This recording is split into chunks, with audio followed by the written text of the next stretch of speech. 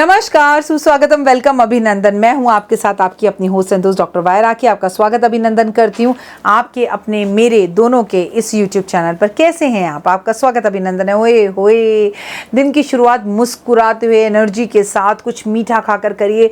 बार बार आपको बताया कि इस साल शुक्र का साल है, दही चीनी खाकर घर से निकलना है। पूरे दिन में 1 चम्मच दही चीनी ज़रूर खाना है, फिर आपका ये साल और खूबसूरत और बेहतरीन हो जाएगा। मैं हूँ आपकी अपनी होस्ट एंड दोस्त डॉक्टर वायरा। आज हम अपने इस कार्यक्रम में, अपने इस वीडियो में किस विषय पर बात करने वाले हैं? ओए होए, झंडे गाड़ देंगे जी, झंडे के उपाय बताएंगे अपनी इस वीडियो में हम आपको। लेकिन वीडियो की शुरुआत हमेशा की तरह सबसे पहले करेंगे बिलीव इन कर्म।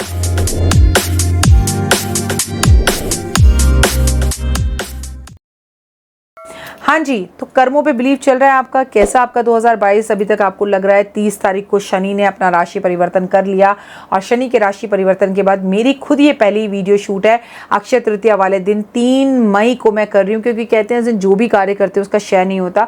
तो मैं भी ज़िंदगी भर आपके लिए वीडियो बनाना चाहती हूँ, तो मैंने सोचा पर्टिकुलर इस दिन तो काम ज़रूर करना है कि भैया हमारा वीडियो बनाना क्षय ना हो, हमारे 10 लाख सब्सक्राइबर जल्दी हो जाए। और इसके लिए हमें दिल खोल के मेहनत करनी है और मुझे यकीन है कि आप लोग मेरे साथ हैं, तो हम जल्दी 10 लाख पर कवर अप करेंगे। और फिर मैं आपको एक गुड न्यूज़ दूंगी, फिर मैं आपको अपना पूरा घर दिखाऊंगी और तमाम तरह की आपसे बात करूंगी। लेकिन इसके लिए आप मेरी हेल्प कर सकते हैं। मेरे वीडियो को लाइक, सब्सक्राइब, शेयर ज़रूर कीजिए। अपने फेसबुक पेज पर, अपने व्हाट्सएप ग्रुप्स पर मेरे लिंक को शेयर कीजिए और लोगों से इस चैनल को सब्सक्राइब करने के लिए कहिए। और लोगों को तो छोड़िए, आप में से बहुत सारे लोग तो ऐसे हैं जो इस चैनल को देख रहे हैं लेकिन उन्होंने सब्सक्राइब नहीं कर रखा। देखिए, मेरे कुछ कॉम्पिटिटर्स तो हो सकते हैं जो मेरी वीडियोज़ को देखकर अपनी वीडियोज़ कॉपी करते हैं, बनाते हैं। लेकिन अगर आप लोग भी ऐसा करेंगे तो यहाँ पर एक रेड कलर का बटन है, बेल का बटन है, उसे क्लिक करिए, सब्सक्राइबर लिखा हुआ है उस पर, तो ये आपकी बड़ी मेहरबानी होगी। मेरे पास आकांक्षा आई थी अपनी बहन के साथ और मेरे लिए विंड चैम्प लेकर आई थी। और इनका जो विंड चैम्प था वो बहुत खूबसूरत था। इनकी कुंडली में गज केसरी या योग था। बहुत खूबसूरत आपका विंड चैम्प था। मैंने अपने घर के मुख्य दरवाजे पर उसे लगाया कांचा। और उस विंड चैम्प के लिए दिल से, तहे दिल से धन्यवाद, शुक्रिया, मेहरबानी आपकी। इन दिनों में तलाक बहुत हो रहे हैं। हमें यूं प्यार होता है, हम यूं शादी कर लेते हैं, हमारी यूं लड़ाई होती है, हम यूं तलाक ले लेते हैं। पेशेंस लेवल जो है वो हमारा ख़त्म हो गया है। इसका एक रीज़न मैं मानती हूँ कि महिलाओं की पास जॉब, पहले औरतें सोचती थी भैया भाभी के जूते खाने से अच्छा है हस्बैंड के ही खा लूँ, सास के ही खा लूँ, भाभी भैया मुझे घर पे रखेंगे नहीं, मैं कहाँ जाऊँगी। अब लड़कियाँ जब शादी कर कर घर आती हैं तो इंडिविजुअली उनके पास अपना एक घर होता है। वो पहले ही पापा को कह देती है मुझे एफडी वेफडी कुछ मत करके दो, मेरे नाम पर एक प्रॉपर्टी बना दो, एक दुकान दिला दो। तो वो अपने आप में इतना सक्षम होती हैं, आत्मविश्वास उनका इतना बड़ा हुआ होता है कि वो कंप्रोमाइज़ किसी तरह का ना कर तलाक लेने के लिए तैयार रहते हैं। नहीं, मैं ऐसा नहीं कह रही कि ये गलत है, मैं कह रही हूँ ये बहुत अच्छा है। लेकिन एक बात पर गौर फरमाइएगा कि जिस हिसाब से तलाक रेट बढ़ रहा है, जब हमारे पापा बचपन में हमें मारते हैं या शराब पीते हैं या मिसबिहेव करते हैं, तो हम कभी भी ज़िंदगी के अंदर हम अपने पापा को छोड़ने की बात नहीं करते। या किसी लड़की ने कहा है आज तक अपने पापा को, मम्मी को जाकर मम्मी आप एक काम करो, पापा बदल दो, हम बाजार से दूसरे पापा ले आते हैं, ऐसा नहीं कहते ना। तो फिर हम पति को छोड़कर तलाक लेने की बात या पत्नी को छोड़कर तलाक लेने की बात क्यों करते हैं? रिसेंटली मेरे पास ऐसी कुछ महिलाएं आ रही हैं, ओए होए, आप यकीन नहीं मानेंगे, डोंट वरी, मैं किसी का भी नाम नहीं लूँगी। मतलब भैया कैसे आपने किया कैसे, मुझे ये बता दीजिए। और वो ताकत और हिम्मत आप कैसे लाएं? भाई 3 तलाक हो चुके हैं, 3 तलाक, और मेरे पास आकर वो बंदी सामने बैठकर कह रही है मैम मुझे 4थी शादी करनी है। मतलब कैसे? और मैं उसको समझा रही हूँ कि करनी क्यों है भाई, छोड़ दे। अब जब 3 शादियां नहीं चली, भगवान बार बार सिग्नल दे रहा है कि किस्मत में प्यार नहीं है, शादी का सुख नहीं है। मतलब आप दूध का जला छाछ भी फूक फूक मार मार के पीता है। कसम से कई बार आपका मुंह जल रहा था तो आप पानी में फूक मारना शुरू कर देते हो। आप 4थी शादी के बारे में सोच कैसे सकते हो? दिस इज आप, मैं जज करने वाली नहीं होती हूँ, ये आपका टोटली पर्सनल डिसीजन है। लेकिन 3 आदमी गलत नहीं हो सकते हैं। आप इस बात पर जोर जरूर फरमाइए। अगर 3 आदमी एक औरत को तलाक दे रहे हैं तो मैं मानती हूँ 90% वो औरत गलत है।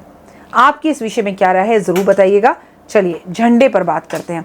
देखिए, भारत के तिरंगे के लिए, भारत के झंडे के लिए क्या क्या नहीं हुआ, अब मैं वो सब बातें कहकर आपको दोबारा से टच ही नहीं करूँगी, इमोशनल नहीं करूँगी।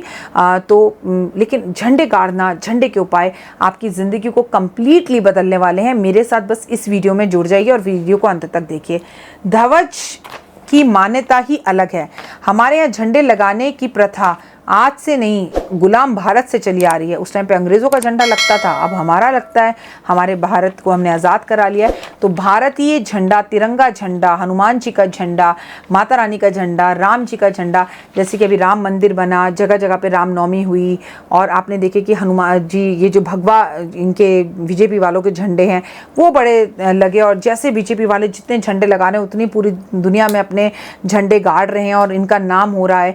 तो ये जो आपको मेरा बताने का मोटिव है वो ये है कि झंडे लगाने से हमारी बड़ी बड़ी समस्याएं दूर हो सकती हैं। हमारे घर की तुलसी पर झंडा ज़रूर होना चाहिए, हमारे घर की बालकनी में झंडा ज़रूर होना चाहिए, हमारे घर की छत पर झंडा ज़रूर होना चाहिए। वो तिरंगा, हनुमान जी का, माता रानी का, लाल रंग का, कोई भी झंडा हो सकता है, हमारे देश का झंडा हो सकता है। ऐसा करने से आपके झंडे गड़ जाते हैं, कॉन्फिडेंस, आत्मविश्वास उस वहाँ के घर वालों के लोगों का बड़ा रहता है, और वो जिस कदम पर भी, जिस फील्ड में भी जाते हैं, उनको सक्सेस 100% मिलती है।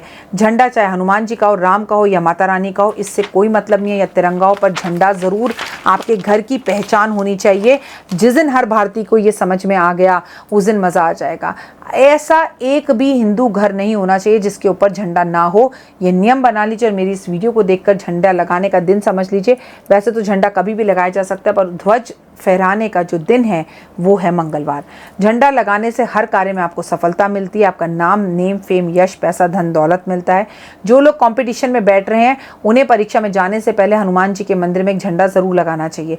जो लोग विदेश जाना चाहते हैं उन्हें 6 झंडे मंगलवार वाले दिन किसी भी माँ दुर्गा के मंदिर में लगाने चाहिए। जो लोग अपनी जमानत चाहते हैं, जेल के अंदर और उनकी जमानत नहीं हो पा रही, उन्हें 8 झंडे शनिवार वाले दिन पीपल के पेड़ पर लगाने चाहिए। जो लोग अपना मकान बनाना चाहते हैं और उनका मकान नहीं बन पा रहा, उन्हें सोमवार वाले दिन 7 झंडे शिव के मंदिर में लगाने चाहिए। निश्चित ही रूप से उनका जो है ना झंडा, उनका व्यापार, काम, धन, दौलत, मान सम्मान, प्रतिष्ठा, इंक्रीमेंट, प्रमोशन सब कुछ मिलेगा। लेकिन जो लोग लव मैरिज करना चाहते हैं और घर वालों को उनकी लव मैरिज से प्रॉब्लम है, वो नहीं चाहते कि उनकी शादी हो, तो मैं उन्हें बता दूं, राधा कृष्ण के मंदिर में आपको 6 झंडे लगाने चाहिए शुक्रवार वाले दिन, और एक दूसरे का नाम लेकर लगाने चाहिए। लड़की को अपने घर के आसपास के राधा कृष्ण के मंदिर में और लड़के को अपने घर के आसपास के राधा कृष्ण के मंदिर में झंडे लगाने चाहिए। लड़के को लड़की का नाम लेना चाहिए, लड़की को लड़के का नाम लेना चाहिए। तो आप यकीन मानेंगे कि उनकी शादी में विघ्न आ रहे हैं जो वो दूर हो जाएंगे, और निश्चित रूप से आपके काम जादुई रूप से होंगे। फिलहाल आपके झंडे चारों तरफ गड़े, लेकिन झंडा लगाते वक्त झंडा और डंडा आपका हो। झंडा अगर फट जाए तो उसे घर पर नहीं लगाते, फटे हुए झंडे को तुरंत उतार देना चाहिए, और झंडे को उतार के लपेट कर उसे किसी भी जगह पर गड्ढा करके वहाँ खोद देना चाहिए। क्योंकि झंडों को सड़क पर फेंके ना, जैसे तिरंगा 15 अगस्त 26 जनवरी वाले दिन हाथ में लेकर हम घूमते हैं और उसके बाद वो पैरों के नीचे तिरंगे आ रहे होते हैं, और मुझे इन सब चीज़ों से बहुत तकलीफ होती है। इंसानियत के नाते अगर 26 जनवरी और 2 अक्टूबर और 15 अगस्त पर आपको ऐसे झंडे गिरे हुए दिखें, तो सबसे बड़ा काम तो ये करिएगा कि उन झंडों को उठाकर गड्ढा खोदकर उसके अंदर दबा दीजिएगा, साइड में रख दीजिएगा, किसी पेड़ पर चिपका दीजिएगा सेलो टेप से, लेकिन तिरंगे को पैरों में मत आने दीजिएगा। बस इतना ही काम कर लीजिएगा। फिलहाल मुझे दीजिए इजाज़त, अपना और अपनों का रखिएगा खास ध्यान। जय माता दी।